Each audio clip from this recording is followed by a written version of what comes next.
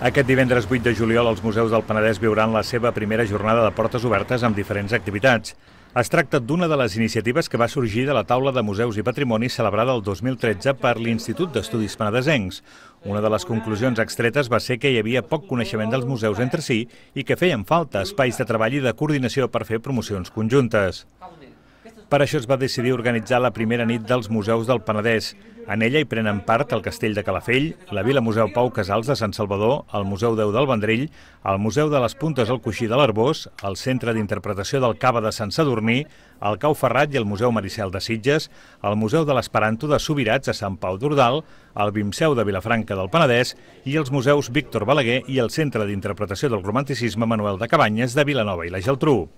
L'organització de la nit dels museus del Penedès és una iniciativa per aprofitar l'inici de la temporada d'estiu i desmarcar-se així de les celebracions de la nit dels museus que ja es du a terme dins els actes del Dia Internacional dels Museus.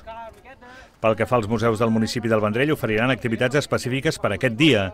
El Museu Pau Casals obrirà fins la mitjanit i a les 10 tindrà lloc una visita teatralitzada amb copa de cava als jardins. D'altra banda, el Museu Déu ha programat dues activitats infantils.